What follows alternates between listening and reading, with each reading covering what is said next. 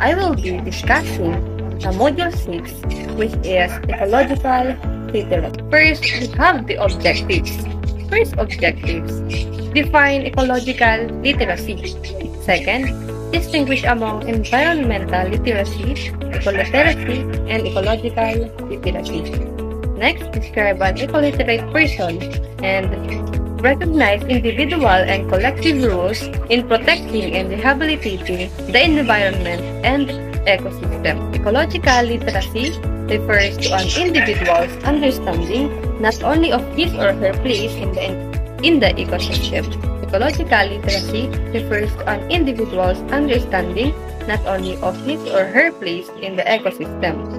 Ecological literacy means knowing about the nature and how we fit it into our understanding of how nature works. Hindi lang ito tungkol sa mga hayop at halaman, ito din ay kung ano yung magiging impact natin sa environment. Halimbawa, ang isang halaman ay kinakailangan ng lupa, araw at tubig para mabuhay. Kung ihahambing sa atin, kapag tayo ay gumamit ng napakaraming chemicals at pagpuputol ng mga puno, it can affect the environment. At hindi lang tayo ang pwedeng maapektuhan nito, maaring maapektuhan ng mga puno at halaman.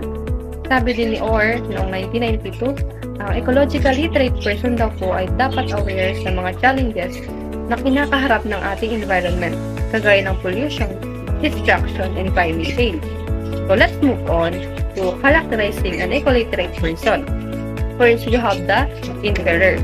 They are curious and eager to learn about nature and kung paano makakatulong sa nature. Second, we have a reflective learner. Someone who thinks carefully about what they learn and kung paano ito i-apply.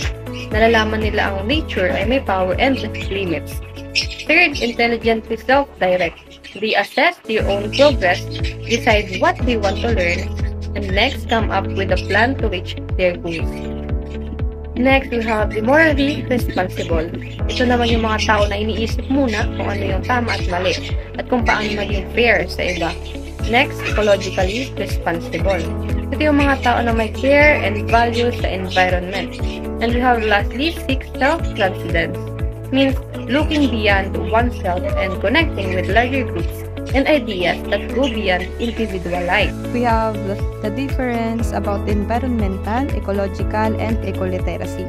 Environmental literacy focuses on studying the relationships between organisms and their environments, including the impact of human activities on ecosystems, while ecoliteracy, on the other hand, is about understanding these ecological relationships and concepts, enabling individuals to make informed decisions and take responsible actions regarding the environment. In essence, environmental ecology is a scientific field while ecoliteracy encompasses both knowledge and behaviors related to ecological principles. Let's move on to greening initiatives in colleges and universities.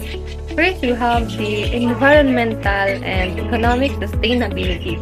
This means taking care of the environment and managing resources para ma-make sure na hindi tayo makaka-harm sa environment. Second, the economic benefit means that college and universities can save money by finding ways to be more environmentally friendly. Third, real-life work experience for your students, giving them practical opportunities to learn by doing. And lastly, we have the improve the quality of life in the campus. Refers to making the campus a more pleasant and healthy place for everyone by implementing green practices like reducing waste. We have the role of individuals in environmental conservation. Lahat ng tao ay may kanya-kanyang role para ma-preserve ang ating environment. One good action can affect the environment. And we have the ecological literacy, is a form of transformative education that requires shifts in 3 areas. First, we have perception or seeing. This means changing how we see the world around us.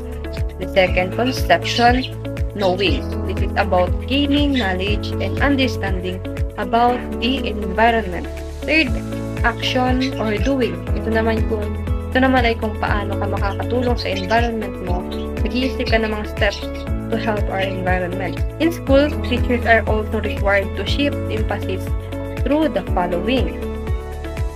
From parts to whole means teaching subject in a way that shows how they are connected instead of teaching them separately.